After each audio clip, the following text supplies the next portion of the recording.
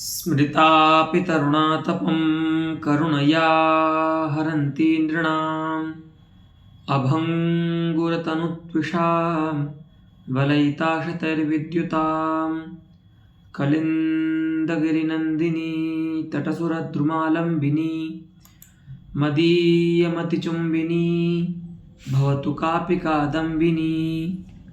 तत्र रसगंगाधरस्य पाठक्रमे द्वितीयानने यः पाठः प्रवर्तते, यत्र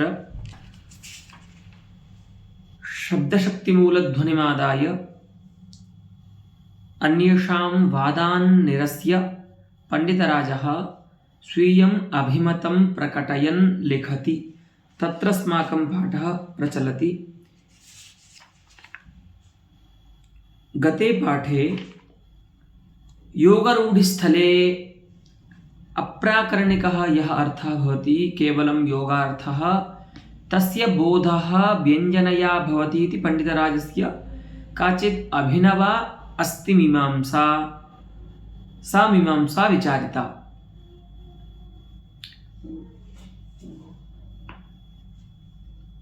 तत्र अबलानां श्रियं हृत्वा चाञ्चल्ययोगिनयनम् इति श्लोकद्वयं योगरूढिशक्त्याः विचारितम्। इदानीं ततः अग्रे पाठः प्रवर्तते। अस्तु, अस्मिन् तन्नाम योगरूढिस्थले केवलं योगार्थस्य बोधः अभिधया अर्थात् शक्त्या न भवति इति स्वमतं दृढीकर्तुं शास्त्रेतरेषामपि सम्मतिं ब्रूते पंडितराजः। ततः अद्यतनपाठः प्रारभ्यते। पंक्तिरस्ति अद्यतनपाठस्य, अत एव पंकजादिपदेभ्यः पंकजनिकर्तृत्वेन। ठीक है, यहाँ से आज का पाठ हो रहा है। देखिए, अतएव पंकजादिपदेभ्यः पंकजनिकर्तृत्वेन कुमुदाद्युपस्थितिर्लक्षणया एव इति नैयायिकाः मन्यन्ते। इसीलिए योगरूढ़ि स्थल में केवल योगार्थ जो है, अर्थात अवयवार्थ निष्ठ जो बोधक, अवयवार्थ बोधकता रूप जो शक्ति है, उसका जो विषय है केवल योगार्थ, उस योगार्थ का बोध शक्ति से नहीं होता।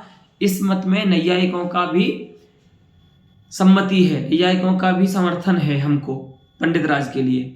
ये अलग बात है कि नैयायिक क्योंकि व्यंजना नहीं मानते तो वो उस अर्थ का बोध माने योगरूढ़ि स्थल में केवल योगार्थ का ज्ञान वो लक्षणा से कर लेते हैं। लेकिन हमारे यहाँ साहित्यिकों के यहाँ उसके लिए व्यंजनावृत्ति आती है। लक्षणा से ही क्यों ना मान लें, इस पक्ष का भी निराकरण आचार्य आगे ग्रंथ में करेंगे। ठीक है, तो वही कहते हैं कि नैयायिक भी क्या मानते हैं, पंकजादि जो योगरूढ़ पद हैं, उन योगरूढ़ पदों से पंकजनि कर्तृत्व रूप से, अर्थात पंकजनि कर्तृत्व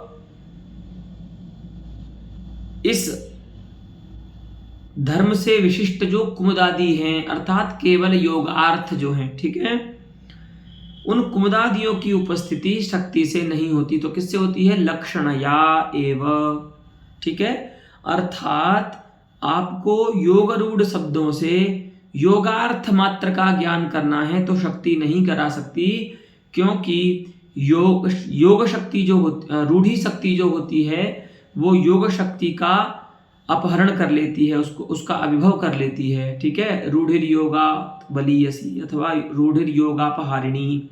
तो इसके कारण योग रूढ़ि स्थल में केवल योगार्थ का ज्ञान अभिधा से नहीं हो सकता। ठीक है, योग रूढ़ि शक्ति तो कराएगी ही नहीं और केवल योग शक्ति को भी नहीं करने देगी रूढ़ि शक्ति। ठीक है, तो वहां पर अगर ऐसा ज्ञान हो रहा है, योगार्थ मात्र का ज्ञान हो रहा है, तो किससे होगा, तो वो होगा लक्षणा से। जैसे पंकज शब्द का योगार्थ है पंकजनि कर्ता, तो पंकजनि कर्तृत्व विशिष्ट जो कोई अर्थ होगा कमल के अतिरिक्त, वो पंकज शब्द का योगार्थ मात्र होगा। ठीक है, तो अगर आपको पंकज शब्द से कमल भिन्न पंकजनिकर्ता का बोध करना है तो उसके लिए नैयायिकों के अनुसार लक्षणावृत्ति कार्य करती है। ठीक है, नैयायिकानां सम्मतिं विषयेऽस्मिन् दर्शयित्वा अद्वैतिनां सम्मतिं दर्शयितुं वेदान्तिनां सम्मतिं दर्शयितुं ग्रंथकारः उपक्रमं करोति। ठीक है, देखिए अब वेदांतियों का भी इसमें समर्थन है हमारे लिए कि वे भी योगरूढ़ स्थल में शक्ति से माने योग शक्ति मात्र से योगार्थ मात्र का बोध नहीं मानते। कौन? वेदांती भी। ठीक है, तो देखिए अतएव ईशानो भूतभव्यस्य स एवाद्य स ओश्वः इति वेदांत वाक्ये किम ऐश्वर्य विशिष्टः कश्चित् जीवोत्र प्रतिपाद्यते उत ईश्वरः इति संशये। ठीक है, देखिए ये श्रुति है। ठीक है, ईशानो भूतभव्यस्य स एव अद्य सौश्वः। ठीक है, तो यहां पर ईशान शब्द जो है वह योगरूढ़ शब्द है। ठीक है, उसका योगार्थ है ऐश्वर्य विशिष्ट। ठीक है, उसको ईश्वर कहेंगे। ठीक है, ईश ऐश्वर्य धातु से बनता है रूप। तो ईश्वर माने योगार्थ अगर देखेंगे तो क्या होगा? ऐश्वर्य विशिष्ट, ऐश्वर्यशाली, उसको ईश्वर कहेंगे। जैसे पंकज शब्द का योगार्थ क्या था? पंकजनिकर्ता। ऐसे ही ईशान शब्द का जो अर्थ है वो क्या है? ऐश्वर्य विशिष्ट। तो यहां पर इस श्रुति में जो ईशान शब्द है उसमें संशय होता है कि क्या वह ईशान शब्द ऐश्वर्यशाली जीव का वाचक है अथवा परब्रह्म का वाचक है। ठीक है, जीव और परब्रह्म में भेद है यहां पर। तो क्या वो जीव का ऐश्वर्यशाली जो जीव है उसका वाचक है अथवा ब्रह्म का वाचक है? कश्चित् जीवोत्र प्रतिपाद्यते ऐश्वर्य विशिष्टः अथवा ईश्वरः, हाँ, अर्थात परब्रह्म। ठीक है, प्रतिपाद्यते, ऐसा संशय होता है। तो यहां पर जो ग्रंथ है वो ग्रंथ ये है अंगुष्ठ मात्र पुरुषो ज्योतिरिवा धूमकः। तो यहां पर अंगुष्ठ परिमाण रूप जो लिंग है, तो उस लिंग से तो ईशान शब्द का क्या अर्थ ज्ञात हो रहा है हमको? जीव। क्योंकि अंगुष्ठ मात्र रूप जो लिंग है, अंगुष्ठ परिमाण रूप जो लिंग है वह जीव में ही संभव है। अंगुष्ठ परिमाण जीव ही होता है, परब्रह्म तो व्यापक होता है। ठीक है, उसका परिमाण तो विभु है। तो लिंग के द्वारा, अंगुष्ठ परिमाण रूप जो लिंग है उसके द्वारा यहां पर चूंकि हमको ईशान शब्द का अर्थ ऐश्वर्य विशिष्ट जीव ज्ञात हो रहा है, क्योंकि अंगुष्ठ परिमाण जो है लिंग वो विरुद्ध हो रहा है परब्रह्म में। ईशान शब्द का जो अर्थ है परब्रह्म, उसमें वो विरुद्ध हो रहा है लिंग। इसके कारण हमको जीव ये अर्थ जानना चाहिए, ऐसा लिंग प्रमाण से ज्ञात होता है। ठीक है, लेकिन ये पूर्व पक्ष है। ठीक है, संशय वाला पूर्व पक्ष है। संशय क्यों हुआ? क्योंकि परिमाण जो लिंग जो प्रमाण है वह उस शब्द का अर्थ कर रहा है। 6 प्रमाण होते हैं ना, श्रुति लिंग समाख्या इत्यादि। श्रुति लिंग वाक्य प्रकरण स्थान समाख्या मीमांसा शास्त्र में, तो वहां पर जो लिंग प्रमाण है वह उसका अर्थ बता रहा है, ईशान शब्द का अर्थ बता रहा है ऐश्वर्यशाली कोई जीव। वही क्या है? भूत और भव्य का स्वामी है। ठीक है, स एव भूत भव्यस्य ईशानः, अर्थात स्वामी। लेकिन यहां पर महर्षि बादरायण जो ब्रह्मसूत्र में एक सूत्र लिखते हैं, शब्दादेव प्रमितः।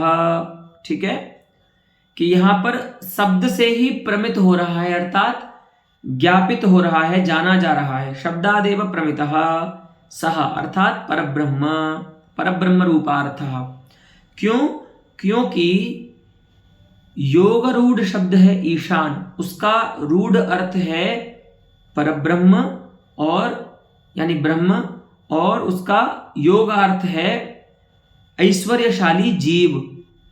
तो यहां पर बादरायण मुनि का यह अभिप्राय है, जिन्होंने ब्रह्मसूत्र लिखा है, कि शब्दादेव प्रमितः माने ईशान शब्दादेव अत्र प्रमितः, ठीक है, परमात्मा।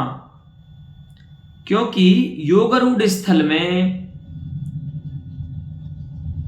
योगार्थ मात्र का बोध शक्ति से नहीं हो सकता।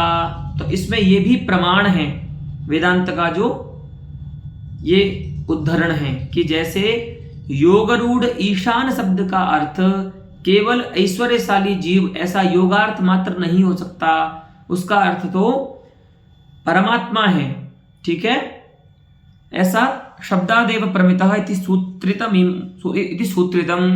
ऐसा सूत्र रचा किसने? उत्तर मीमांसाकारैः बादरायण चरणैः, ठीक है। उत्तर मीमांसा के जो रचयिता हैं, ब्रह्मसूत्र के जो रचयिता हैं बादरायण मुनि, उन्होंने ऐसा सूत्र लिखा। शब्दादेव प्रमितः अर्थात ईशान शब्द से ही प्रमित हो रहा है, अर्थात ज्ञात हो रहा है कि यहां पर ईशान शब्द का अर्थ क्या है, जो रूढ़ अर्थ है उसका, वो कौन है? तो परमात्मा, परब्रह्म, ठीक है। तो अब यहां पर वही समस्या है कि अगर आप ऐसा अर्थ करते हैं, ईशान शब्द का परमात्मा रूप अर्थ करेंगे, तो लिंग जो प्रमाण है उसका विरोध हो जाएगा ना, क्योंकि अंगुष्ठ जीव में ही अंगुष्ठ परिमाण रूप जो लिंग है वो संभव है, ठीक है। ब्रह्म में वो संभव नहीं है, ठीक है। अंगुष्ठ मात्रता जो है वो ब्रह्म की संभव नहीं है। तो अब ऐसी स्थिति में क्या करें? श्रुति तो बोलते हैं कि देखिए, अगर हम ईशान शब्द का अर्थ जीव मात्र मानते हैं तो केवल लिंग ही असंभव हो रहा है। लेकिन अगर आप ईशान शब्द का अर्थ जीव मानेंगे तो श्रुति का विरोध हो रहा है, क्योंकि श्रुति वहां पर ईशान शब्द से किसको कह रही है? परब्रह्म को कह रही है। तो मीमांसा शास्त्र में एक नियम होता है, वो सूत्र है जैमिनी मुनि का, श्रुति लिंग वाक्य प्रकरण स्थान समाख्यानाम पारदौर्बल्यम अर्थ विप्रकर्षात, है ना। ये जो 6 प्रमाण हैं, श्रुति लिंग वाक्य प्रकरण स्थान और समाख्या, इनमें पूर्व प्रमाण के प्रति उत्तरोत्तर जो प्रमाण होते हैं वो दुर्बल हो जाते हैं, ठीक है। तो कहीं पर श्रुति और लिंग दोनों की प्राप्ति हो तो वहां पर श्रुति के प्रति जो लिंग प्रमाण है मीमांसा में वो दुर्बल हो जाएगा। तो एक ही स्थल पर ईशान भूतभव्यस्य, इस स्थल में ईशान शब्द का श्रुति बोध्य जो अर्थ है वो है परमात्मा, परब्रह्म, और लिंग बोध्य जो अर्थ है, लिंग प्रमाण बोध्य जो अर्थ है वो है जीव, ठीक है, ऐश्वर्य विशिष्ट जीव। तो यहां पर कौन सा अर्थ जो है वो अभ्युपेय है, स्वीकार्य है? तो कहेंगे कि यहां पर परमात्मा रूप जो अर्थ है वो स्वीकार्य है, क्योंकि जैमिनी मुनि का सूत्र है कि श्रुति लिंग प्रकरण इत्यादि प्रमाणों की एक ही स्थल में अगर प्राप्ति हो तो वहां पर पूर्व प्रमाण के प्रति उत्तरोत्तर प्रमाण दुर्बल हो जाते हैं, ठीक है। तो इसीलिए ईशान इस स्थल में श्रुति और लिंग प्रमाण की युगपत प्राप्ति हो रही है, तो वहां पर श्रुति प्रमाण की अपेक्षा जो लिंग प्रमाण है वह दुर्बल हो जाएगा। इसीलिए वहां पर श्रुति प्रमाण से जो अर्थ ज्ञात हो रहा है परब्रह्म रूप, वही अर्थ वहां पर उपस्थित होगा। तो कहने का अभिप्राय ये हुआ, दृष्टांत जो दिया गया ये इसलिए दिया गया कि जैसे वेदांती जन ईशानो भूतभव्यस्य इत्यादि स्थल में जो ईशान योगरूढ़ शब्द है, उस योगरूढ़ शब्द से केवल रूढ़ार्थ का ही ज्ञान मानते हैं, योगार्थ मात्र का ज्ञान ऐश्वर्य विशिष्ट, इस योगार्थ मात्र का ज्ञान ईशान शब्द से नहीं मानते। उसी प्रकार से नैयायिक भी योगरूढ़ शब्दों की योगार्थ मात्र में लक्षणा मानते हैं, शक्ति नहीं मानते। उसी प्रकार से हम आपसे कह रहे हैं चांचल्य योगी नयनम अथवा अवलानाम श्रियम हृत्वा इत्यादि स्थल में जो अवलादि योगरूढ़ शब्द हैं, उन शब्दों का जो अशक्तादि रूप योगार्थ मात्र है उस अर्थ में शक्ति मत मानिए, उस अर्थ का जो बोध है वह व्यंजना से होगा। ये हमारा माने पंडित राज का कथन है। अस्मिंच कथने अस्मिंच अभिप्राय विशेषे अन्येषां नैयायिकानां वेदान्तिनां च समर्थनम् अस्माभिरत्र अदर्शी। अस्तु।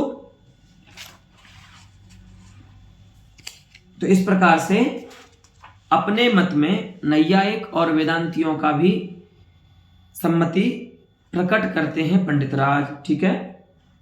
और उसके बाद उपसंहार करते हैं, तस्मात् अर्थांतरम इह न शक्ति वेद्यम। इसीलिए भैया इह माने योगरूढ़ स्थले, योगरूढ़ि शक्ति स्थले अर्थांतरम यदस्ति, अर्थांतरम नाम योगार्थ मात्रम यदस्ति, केवलम योगार्थः यह अस्ति तस्य ज्ञानम न शक्ति, तस्य ज्ञानम न शक्त्या, अर्थात तद अर्थांतरम न शक्ति वेद्यम।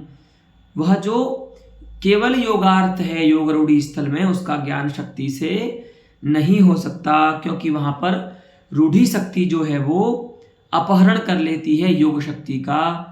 इसीलिए योग शक्ति जो है वो योगरूढ़ स्थल में योगार्थ मात्र का बोध नहीं करा सकती, ठीक है। तो बोले किससे माने उसका बोध, अगर किसी को योगार्थ मात्र का ज्ञान हो रहा है योगरूढ़ स्थल में तो कहते हैं तत्तु व्यक्ति वेद्यमेव, वह तो केवल व्यंजना के द्वारा ही जाना जा सकता है, ठीक है। इति पंडित राजस्य यह सिद्धांतः अस्ति, शब्द शक्ति मूलध्वनेः सह सिद्धांतः इत्थं निरूपितो भवति। इदानीं पुनः पूर्वपक्षस्य प्रश्नः अत्र उपतिष्ठति कश्चित्, सच कि यदि आप उस योगार्थ मात्र का ज्ञान शक्ति से नहीं करते मत कीजिए, है ना।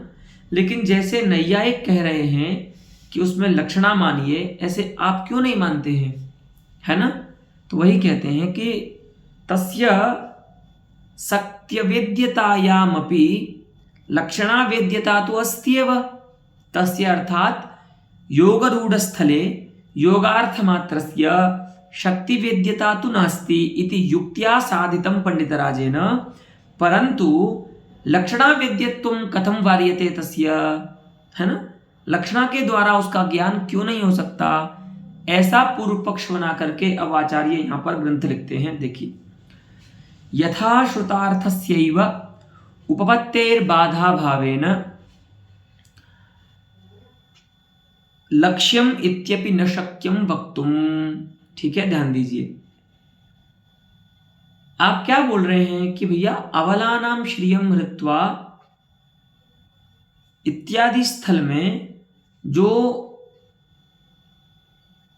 कि असक्त जनों का धन हरण करने के बाद जो व्यभिचारिणी स्त्री है वह तुच्छ पुरुषों के साथ रमण करती है, ऐसा जो अर्थ है उसको आप लक्ष्य कहने की बात कर रहे हो। बोले हाँ, तो आप समझिए इसका पूर्व रूढ़ अर्थ क्या है यहां पर, तो वो ये है कि स्त्रियों की शोभा को हरण करके जो बिजलियां हैं वो मेघ के साथ रहती हैं, ऐसा काल आ गया है, ठीक है। तो अब आपसे हम ये पूछ रहे हैं कि यह जो रूढ़ार्थ मात्र है इसके अन्वय में, इसकी उपपत्ति में कोई बाध है क्या।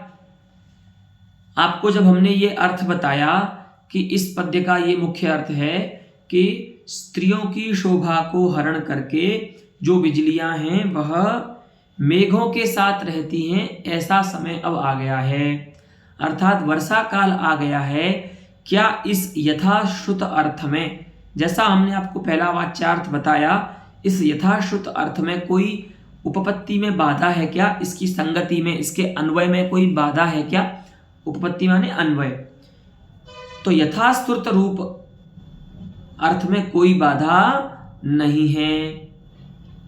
तो जब बाधा नहीं है तो लक्षणा की प्रवृत्ति कैसे होगी, क्योंकि लक्षणा की प्रवृत्ति का तो मूल ही है ना अन्वय की अनुपपत्ति, अन्वय का बाद होना चाहिए पहले। वही कहते हैं कि यथाश्रुतस्यैव, जैसा वाच्यार्थ सुना गया है उस अर्थ की ही, यथाश्रुत अर्थ की ही उपपत्ति हो जाने के कारण बाधा भाव है, यहां पर कोई बाध नहीं है। हाँ, जब यथाश्रुत अर्थ की उपपत्ति नहीं होती तो बाध होता है, तो बाध मूलक जो होती है वो लक्षणा होती है, बाध के बाद लक्षणा की प्रवृत्ति होती है। जैसे गंगायाम घोषः इत्यत्र घोष निरूपिताधिकरणता यथाश्रुत गंगा पदार्थे जल प्रवाहे बाधिता अस्तीति कृत्वा गंगापदे तद्बाधमूलिका लक्षणा प्रवर्तते तेन च तटरूपार्थस्य उपस्थितिर्जायते, है ना। तो ये तो ठीक बात समझ में आती है कि जैसा आपने मुख्यार्थ जाना, उस मुख्यार्थ में आपको अन्वय की अनुपत्ति हुई, उस अनुपत्ति से वहां पर बाध हुआ और बाध के कारण वहां पर लक्षणा का प्रवेश होता है। तो लक्षणा कैसी वृत्ति है? बाध मूलिका वृत्ति है ना, बाध मूला वृत्ति है, ठीक है। तो वही कहते हैं, लेकिन यहां पर तो ऐसा नहीं है, यथाश्रुत अर्थ का ही उपपत्ति हो जा रही है, इसलिए बाध भी नहीं है, बाध का अभाव है।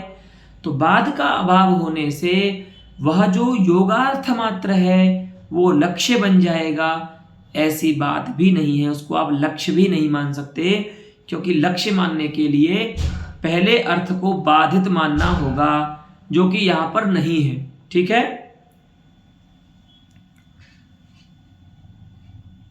तात्पर्यवादस्तु तदर्थ बोधोत्तरम बोध्यः। अब यहां पर समझिए एक बात,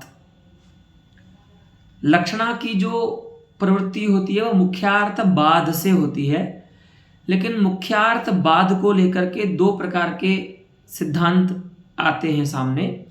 मुख्यार्थ बाद एक होता है अन्वयानुपपत्ति रूप, अर्थात जहां पर दो पदार्थों के बीच में संबंध नहीं बनता, है ना। अविधा के द्वारा उपस्थापित दो पदार्थों के मध्य जो विवक्षित अन्वय होता है वो नहीं उपपन्न होता। एक तो इसको बोलते हैं मुख्यार्थ बाद होना, और दूसरा मुख्यार्थ बाद होता है तात्पर्यानुपपत्ति रूप, अर्थात जैसे पदार्थ उपस्थापित हैं उन पदार्थों का भी अन्वय तो हो सकता है, लेकिन वक्ता का तात्पर्य वहां पर उस अर्थ के अन्वय से उत्पन्न नहीं होगा।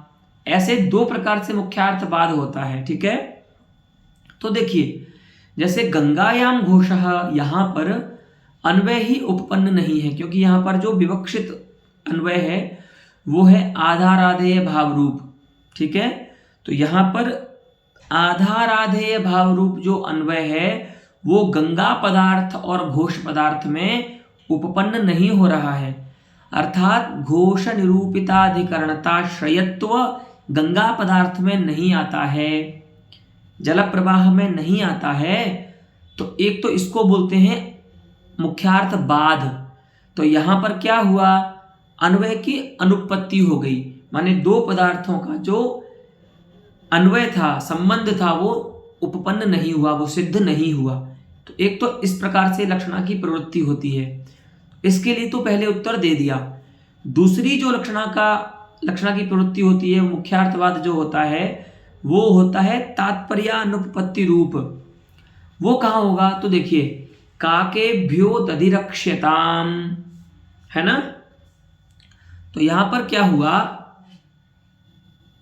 कोई व्यक्ति किसी को प्रवृत्त करा रहा है कर्म में, ठीक है। रक्षा है यहां पर कर्म, लोट लकार का प्रयोग है ना, तो विधि है। कोई किसी को बोल रहा है कि भैया हम कहीं बाहर जा रहे हैं, तुम ये दही की रक्षा करना, इस दही को बचाना, ठीक है। तो वहां पर वो क्या बोलता है कि काकेभ्यः दधिरक्ष्यताम, जो कौवे हैं ना उनसे दही को बचाना, ठीक है। तो अब यहां पर उसको मुख्यार्थ बात तो नहीं होगा अगर हम अन्वयानुपत्ति को ही वो माने, मुख्यार्थ बाद मानेंगे तो, है ना, क्योंकि काक से तो वो दही बचा ही रहा है। इसका मतलब ये है क्या कि काकेतर जो दध्युपघातक हैं उनसे दही को नहीं बचाना, अर्थात बिल्ली आ जाए दही पी जाए तो कोई बात नहीं, कुत्ता आ जाए दही आकर के पी जाए तो कोई बात नहीं, लेकिन बस कौवे से बचाना, ऐसा अर्थ है क्या वहां पर। क्योंकि अगर ऐसा अर्थ करेंगे तब तो अन्वय की, तो यहां पर देखिए अगर हम अन्वयानुपत्ति को मानेंगे मुख्यार्थवाद तो यहां पर नहीं हो रहा है, क्योंकि काक से भी दधिरक्षण जो है वो योग्य है। ठीक है, तो काकेभ्यो दधिरक्षताम इसमें मुख्यार्थ का बाद नहीं हो रहा है अगर हम यथाश्रुत रूप में देखें तो, अर्थात अन्वय का बाद नहीं हो रहा है, क्योंकि काक से भी, कौवे से भी दधिरक्षण जो है वो योग्य है। लेकिन यहां पर तात्पर्य की अनुपत्ति हो रही है कि वक्ता का तात्पर्य ये नहीं है कि केवल कौवे से दही को बचाना है, दही के खाने वाले जितने भी शत्रु हैं दही के उन सब से बचाना है, ऐसा अर्थ है। तो उस अर्थ, वह अर्थ तो अनुपन्न हो गया ना। तात्पर्य रूप जो अर्थ है, दद्युपघातक जो अर्थ है वो तो अनुपन्न हो गया है ना, वो तो कहा नहीं यहां पर। बचाना सबसे है लेकिन कह रहा है केवल काक से बचाना है। तो तात्पर्य किसमें है, दद्युपघातकत्वेन सर्वेपि दद्युपघातकाः ये सन्ति तेषु तात्पर्यमस्ति वक्तुः, कि सबसे बचाना है दही, लेकिन नाम किसका ले रहा है, केवल कौए का। तो यहां पर क्या हो गया, इस वाक्य में तात्पर्य की अनुपत्ति हो गई, अन्वय की अनुपत्ति नहीं हुई। कौए से भी दही को बचाया जा सकता है, योग्यता है, दधिरक्षण योग्यता काक से भी है, लेकिन तात्पर्य यहां पर अनुपपन्न है। अन्वय के उपपन्न हो जाने पर भी तात्पर्य जो है वो यहां पर अनुपपन्न है, क्योंकि वक्ता का तात्पर्य है कि किसी भी दधि के शत्रु से दही को बचाना है। ठीक है, तो वो अनुपन्न हो जाएगा, इसीलिए यहां पर लक्षणा होगी दद्युपघातकत्वेन, जो दद्युपघातक हैं सभी अर्थों में। तो काक शब्द की लक्षणा दद्युपघातक अर्थ में होगी, तो लक्ष्यार्थ क्या बनेगा, दद्युपघातकेभ्यः दधिरक्ष्यताम, दही को जो खा सकते हैं ऐसे सभी व्यक्तियों से दही को बचाना।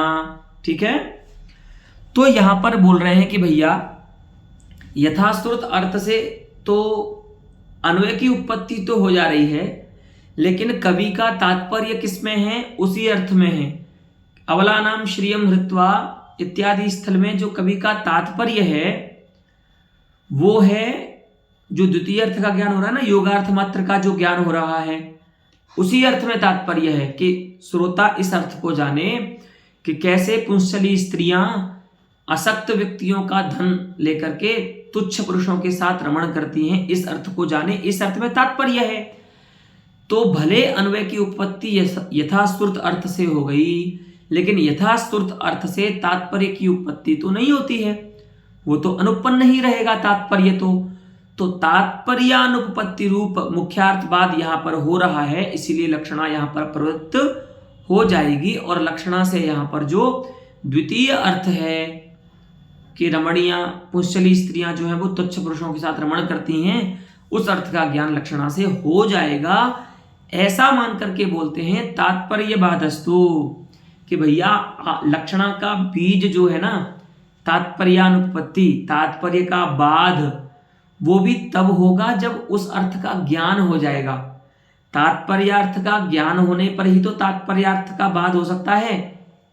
जब तक तात्पर्यार्थ का ज्ञान ही नहीं है, तात्पर्यार्थ का बोध ही नहीं है, तब तक तात्पर्यार्थ का बाध कैसे होगा जिससे लक्षणा की प्रवृत्ति हो। तो ध्यान दीजिए, लक्षणा की प्रवृत्ति से पहले रहना चाहिए तात्पर्य का बाध, और इस पक्ष में भी, माने जिस पक्ष में तात्पर्यानुपत्ति को मुख्यार्थवाद मानते हैं उसके बाद लक्षणा प्रवृत्त होती है, वहां पर भी लक्षणा की प्रवृत्ति से पहले तात्पर्य बाध रहना चाहिए, और तात्पर्यार्थ का बाध, और तात्पर्यार्थ के बाद के लिए तात्पर्यार्थ का ज्ञान आवश्यक है।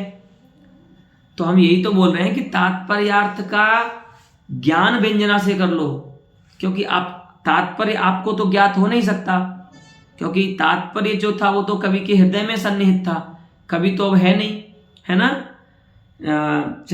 रसचंद्रिकाकार लिखते हैं, मृते कवि हृदये विलीनम तात्पर्यम, तात्पर्य तो जो कवि मर गया उसके हृदय में ही विलीन हो गया, तो तात्पर्यार्थ का ज्ञान तो यहाँ पर हो नहीं सकता आपको, जिससे आप उसका बाध कर लो और फिर लक्षणा करोगे। हम तो उसी अर्थ के ज्ञान के लिए ही बोल रहे हैं कि व्यंजना कर लो, और आप बोल रहे हो कि तात्पर्यार्थ के बाद से यहां पर उस अर्थ में लक्षणा कर लो, यानी कि तात्पर्यार्थ के बाद पूर्वक तात्पर्यार्थ में लक्षणा कर लो, ऐसा कैसे हो सकता है? जिसके लिए लक्षणा करनी है उसका बाद आपके यहां लक्षणा के लिए होना चाहिए, तो वो तो हो ही नहीं रहा है। उसका बाद होने के लिए उसका ज्ञान चाहिए पहले, और उसके ज्ञान के लिए आप लक्षणा मान रहे हो, तो ये तो अनवस्था हो गई ना। जिसका ज्ञान कराने के लिए लक्षणा आ रही है, लक्षणा की प्रवृत्ति में उसका बाद होना चाहिए और उसके बाद के लिए उसका ज्ञान होना चाहिए। तो जब तक उसका ज्ञान ही नहीं रहेगा तब तक उसका बाद नहीं हो सकता, और जब तक तात्पर्यार्थ का बाद नहीं होगा तब तक लक्षणा की प्रवृत्ति नहीं होगी, तो वो लक्ष्यार्थ नहीं बन सकता। इसीलिए हम कह रहे हैं कि उस अर्थ के लिए, योगार्थ मात्र के लिए आप क्या कीजिए, व्यंजना मानिए। वही बोलते हैं तात्पर्यार्थ बाधस्तु तदर्थ बोधोत्तरम, अर्थात तात्पर्यार्थ बोधोत्तरम बोध्य। जब भाई आपको तात्पर्यार्थ का ज्ञान ही नहीं है तो आपको यह कैसे पता लग गया कि यहां पर कवि का तात्पर्य इस अर्थ में नहीं है ना? तात्पर्यार्थ का बाद हो रहा है, आपको कैसे ज्ञान हो गया? तो वो ज्ञान तो तभी हो सकता है ना जब आपको तात्पर्यार्थ का बोध हो। तो तात्पर्यार्थ के बोध के लिए हम बोल रहे हैं कि व्यंजना मानिए। स एव तु कथम, अर्थात तात्पर्यार्थ बोधस्तु बोध एव कथम स्यात्, वह तात्पर्यार्थ का बोध ही कैसे हो, इति उपायोयम विचिन्त्यते, इसीलिए हम व्यंजना रूप उपाय उसमें बता रहे हैं। ठीक है, और वही बोलते हैं नहीं अपहर्तृ व्यवहारो वक्त्रा विवक्षितः इति श्रोतुर्बोधे कश्चित उपायोस्ति। और भैया वहां पर श्रोता के इस ज्ञान में कोई उपाय नहीं है जिससे श्रोता को ये ज्ञान हो जाए कि यहां पर अपहर्तृ व्यवहार जो है वो वक्ता के द्वारा विवक्षित नहीं है। अपहर्तृ माने अवलानाम श्रियम हृत्वा जो है ना, नहीं इसमें चांचल्य योगी नयनम में जो अपहर्तृ व्यवहार है कि चोर जो होते हैं वो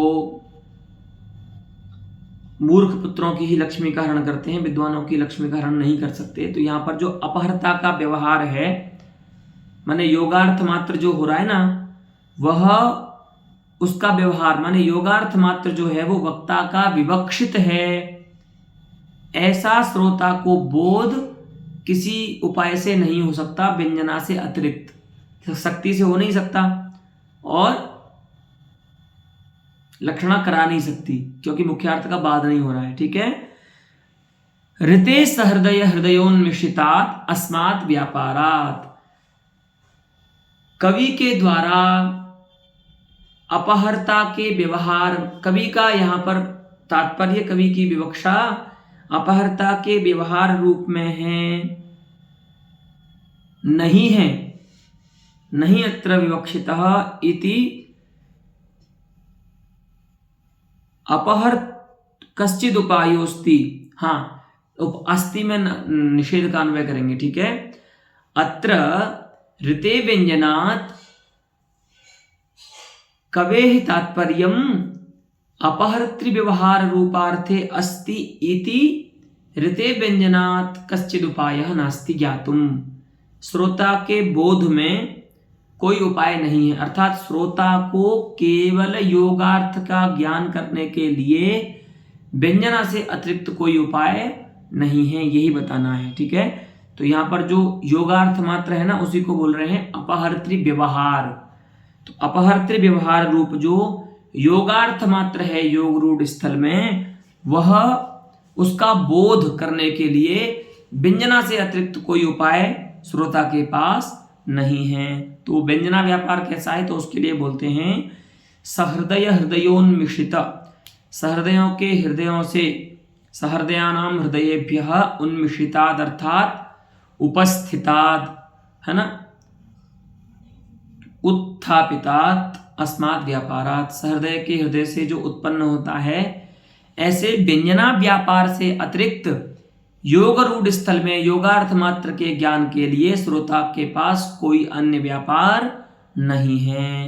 अस्तु, अलम एतावता एव अद्यतन पाठेन पुनः अस्मिन्नेव पाठे अस्ति कश्चन विशिष्टः अंशः, तं वयम् आगामिनि पाठे द्रक्ष्यामः। धन्यवादः।